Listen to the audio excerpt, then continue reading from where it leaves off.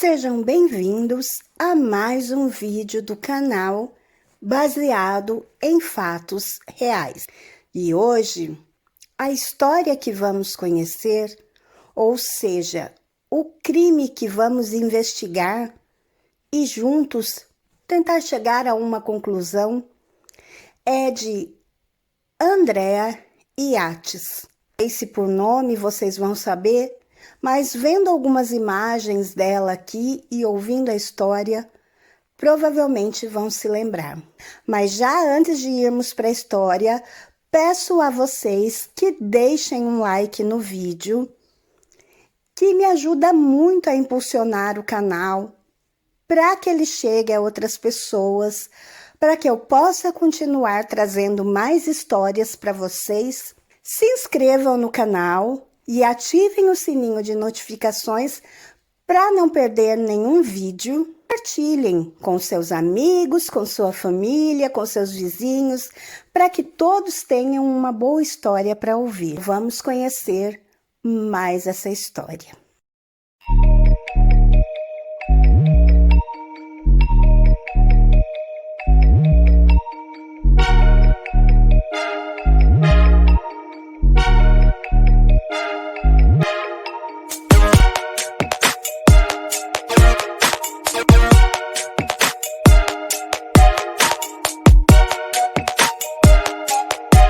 A história é de Andrea Yates, nascida Andrea Kennedy em 2 de julho de 1964. Andrea era moradora de Houston, Texas, e ela acaba cometendo uma tragédia inimaginável. Ela sofria já há muitos anos de psicoses severas. Na verdade, começou bem fracas essas psicoses e lentamente veio aumentando, mas isso já começa na adolescência dela. Isso se agrava, então, após os partos. Ela nasceu em Houston.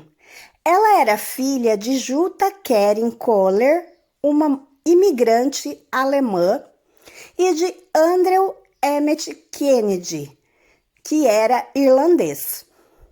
Ela era a mais nova de 5 filhos e foi criada dentro de uma família católica. Criança normal, mas na sua adolescência também foi uma adolescência normal, porém ela já mostrava alguns traços de que talvez tivesse alguns problemas psicológicos.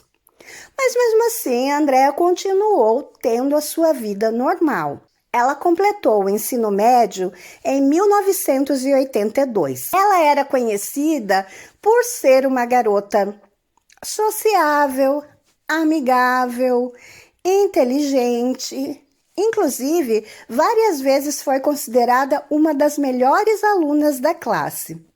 Foi capitã do time de natação e oficial da Sociedade de Honra Nacional. Ela não tinha problemas em se relacionar nem com os professores, nem com os outros adolescentes, nem em família. Ela completou 2 anos do programa preparatório de enfermagem e se formou então como enfermeira em 1986 pela Universidade da Escola de Enfermagem do Texas, em Houston. Trabalhou muito tempo como enfermeira no Centro contra Câncer da Universidade do Texas. Ela trabalhou nessa universidade de 1986 até 1994. Em 1989, então, enquanto ela ainda trabalhava na universidade, na verdade, no Centro contra o Câncer, ela conhece Russell Hust Yates, e é daí então que ela vai adotar o sobrenome Yates. Russell, na época, tinha 25 anos. Eles então se apaixonam e logo vão morar juntos. Se casam em 17 de abril de 1993. Na época, Hust e Andrea disseram que queriam tantos bebês quanto a natureza permitisse. Mais tarde, eles compraram uma casa de 4 cômodos na cidade de Friendswold. Após o nascimento do primeiro filho, o Noah, em fevereiro de 1994, Rusty aceita um emprego na Flórida e a família então se muda para um pequeno trailer. Depois do nascimento do terceiro filho, Paul, então eles passam todo esse tempo, eles têm 3 filhos, embora não seja um tempo muito longo, porque a Andrea mal acabava de ter um bebê e já engravidava do outro. Eles passam, né, chegam até ter o terceiro filho morando dentro de um trailer. Após então o nascimento do Paul, que é o terceiro menino, eles retornam para Houston, porém eles novamente compram um mini ônibus, um motorhome, um mini ônibus. Nesse meio tempo, eles começam a frequentar a religião. Eles começam a seguir um missionário que tem lá nos Estados Unidos, que inclusive ele tem muitos seguidores. E Rusty não conseguiram lidar bem com isso, porque um certo fanatismo começa a surgir ali. Andrea começa só a ler a Bíblia o tempo todo, o dia todo, dia e noite, e começam a seguir esse missionário. Russell também fazendo tudo que o homem dizia.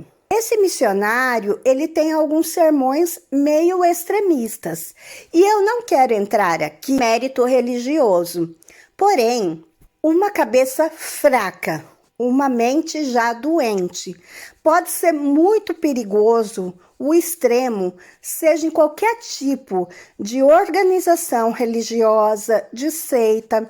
Então, isso pode causar um estrago. Tudo na vida tem que ser dosado. Eles acabam, então, comprando o ônibus desse pastor, desse missionário. Se sentiram cativado porque ele era um homem que sabia falar bem, usar boas palavras e começam então a freneticamente seguir os conselhos desse homem. As coisas aí é que começam a mudar. Se Andrea, na adolescência e durante, já a sua vida adulta de casada, teve algum problema, ainda que pequeno, algum problema psicológico pequeno, as coisas vão começar a aumentar a partir daí. Não estou falando que esse missionário é o culpado, mas as coisas sim aumentam muito depois que eles começam a seguir esse homem. Em 16 de junho de 1999, Rusty chega em casa e encontra a Andrea tremendo e roendo as unhas. No dia seguinte, ela tenta então dar cabo da própria vida, uma overdose de medicamentos. Andrea então é internada e tratada com antidepressivos. Logo após ela ter alta, ela pega então uma faca, coloca no pescoço e pede ao marido para deixá-la, dar cabo da vida, acabar com tudo ali. Bom, novamente ela é hospitalizada e ela é então medicada com um medicamento muito conhecido. Ela começa então a ser tratada com esse medicamento e com drogas, ou seja, medicamentos antipsicóticos. Então, de uma maneira assim, até que rápida, a doença dela evolui. A partir do momento em que os médicos entram então com esse medicamento e com todos os outros, ela melhora muito. E ela é liberada do hospital com a prescrição de continuar tomando esse medicamento. Depois disso, o marido dela e também a família dela, que morava ali perto e sempre apoiava muito, ajudava muito a tratar dessa questão da doença mental dela, eles acham por bem que eles comprem uma casa, que eles se mudem para uma casa, para ela ter um pouco mais de conforto e um pouco mais de tranquilidade, para que pudesse cuidar melhor da saúde, porque dentro de um micro-ônibus, com 3 crianças que ela tinha na época, mas ela e o marido não era tão fácil assim, não tinha tanto conforto. A partir desse momento que eles se mudam, então, para casa, as coisas começam a melhorar. Começam a ir bem, Mas em julho de 1999, a Andrea sofre um novo surto nervoso e isso resulta em 2 tentativas dela contra a própria vida e em mais 2 internações psiquiátricas. Ela é então diagnosticada com psicose pós-parto, que eu não sou médica, eu não sou psiquiatra, psicóloga, nada, mas eu acredito que a psicose pós-parto deve ser muito mais grave que a depressão, né? A psiquiatra dela, a doutora Eileen, ela fala então para o casal que não seria bom para a saúde dela que ela tivesse mais filho, visto que ela estava com psicose pós-parto. Ter mais um filho poderia causar mais problemas, né? Então, aconselha a que eles usem métodos contraceptivos para que eles não tenham mais filhos, para que a doença pudesse estabilizar. Mas os Yates não deram atenção, porque eles queriam ter filhos. E nesse ponto, desculpe me falar, pode até ser que alguém discorde de mim, mas eu acho que o marido é mais responsável que ela, porque ela estava doente mentalmente. O marido são, em bom estado psicológico e emocional, deveria ter falado: vamos fazer o que a sua médica instruiu, não vamos ter outro filho. Mas o marido não, parece que o marido insistia, por causa daquela frase do início do relacionamento, que eles queriam ter tantos filhos quanto a natureza mandasse. Acaba engravidando novamente e tem mais um menino. Aparentemente as coisas continuam normal. André então tem uma alta médica e para de tomar esse tal medicamento. Em 30 de novembro de 2000, Andréa vai então dar luz ao seu último filho, ou seja, filha, porque a última, a quinta, é uma menina, e era Mary. A Mary nasce em 30 de novembro de 2000. Parecia que as coisas estavam bem, parecia que Andréa estava superando as dificuldades, mas uma tragédia veio abalar muito o emocional dela. Em 12 de março de 2001, o pai dela falece.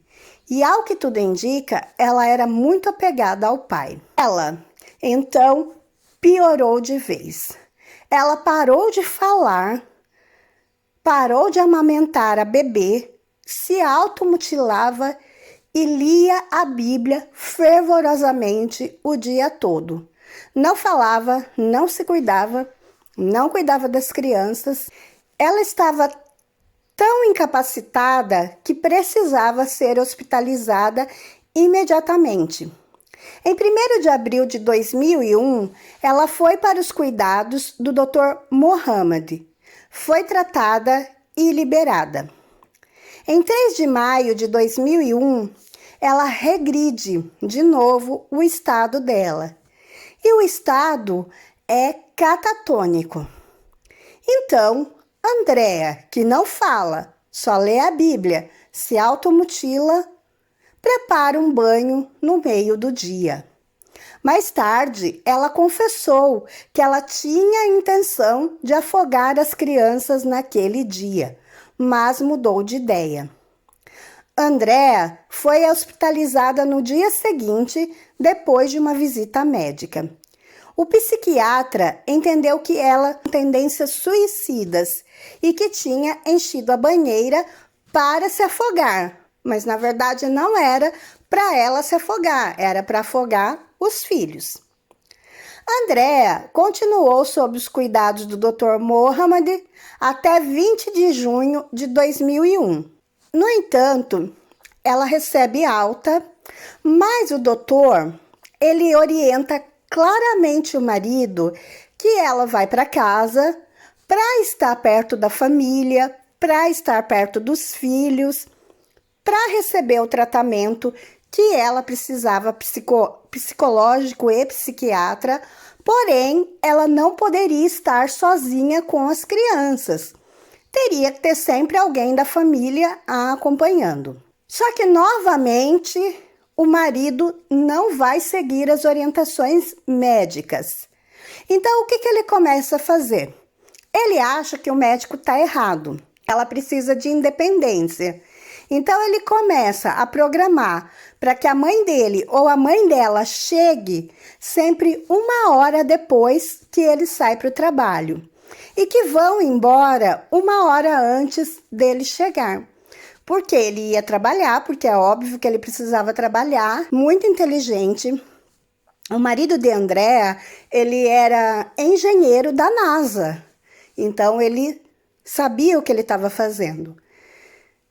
Em vez dele seguir a orientação do médico, ele achou que a Andrea precisava desse tempo sozinha. No dia 20 de junho de 2001, então, quem ficaria com Andrea durante o dia seria a mãe de Russell, ou seja, a sogra dela. E chegaria 1 hora depois dele sair, conforme combinado. Porém, nesse espaço de 1 hora, Andrea afogou os 5 filhos. Ela começou com os meninos mais novos e depois de afogá-los, deitou-os na cama. Depois, ela afogou Mary, a bebê, que ficou boiando na banheira. Então Noah, que já era o filho mais velho, que já era grandinho, que entendia, entrou e viu a irmã boiando e perguntou à mãe o que estava acontecendo. Porém, ela nem respondeu. Ele notou que tinha algo errado. Saiu correndo então, tentando chegar à rua e escapar da mãe. Porém, ele não conseguiu. Andrea alcança e pega Noah e o afoga também. Ela então tira Mary da banheira, coloca na cama junto com os outros meninos e deixa o Noah então na banheira, boiando. Depois disso, ela liga para o marido e fica repetindo: está na hora, está na hora, está na hora, e não diz mais nada. Desliga a ligação e ela própria liga para a polícia e avisa a polícia o que ela tinha feito. Ela confessa, então, que ela afogou os filhos. Ela diz que esperou o marido sair para trabalhar antes de encher a banheira. Então, ela fez premeditado, porque ela sabia que se o marido visse ela enchendo a banheira, provavelmente ele não iria trabalhar ou ficaria ali porque ele entenderia que algo estava errado. Ela, então, prende o cachorro da família, porque ela também tem a consciência de que o cachorro provavelmente entenderia o que estava acontecendo e tentaria defender as crianças. E ela, então, vai a julgamento. Ela recebe a pena máxima, que é a prisão perpétua, a possibilidade de condicional depois de 40 anos. Porém, em 6 de janeiro de 2005, um tribunal de apelação reverte a condenação, depois que o psiquiatra testemunha falando que ela realmente tinha graves problemas mentais. Em 9 de janeiro de 2006, Andrea Yates declara-se inocente por razões de insanidade. E em 1º de fevereiro de 2006, ela é libertada sob fiança com a condição de que se internasse numa unidade de tratamento de saúde mental. 26 de julho de 2006, depois de 3 dias de deliberações, o júri declarou Andrea inocente por insanidade. Ela foi, então, para um hospital psiquiátrico e desde janeiro de 2007 ela está lá sendo tratada. Algumas pessoas que convivem com ela mais recentemente dizem que ela chora por causa das crianças, que ela sempre lembra do que aconteceu, mas além dela, tem responsabilidade por essas mortes? Por que o psiquiatra não deixou ela internada, em vez de liberar ela para continuar o tratamento em casa, sabendo que a doença dela era tão grave que ela estaria colocando em risco não só a vida dela, como dos filhos. Afinal, eram 5 crianças pequenas que dependiam dela. E o marido, sabendo da gravidade da doença, por que não obedecer o que o médico falou? De não ter mais filhos, ou depois disso, de não deixá-la sozinha com as crianças. Então, será que alguém mais não deveria ter sido julgado por essas mortes? Afinal de contas, 5 crianças perderam a vida. Essa foi a história de hoje. Deixem o likezinho aí no vídeo, se inscrevam no canal e voltem aqui para o próximo. Fiquem todos na paz, um super beijo e até a próxima.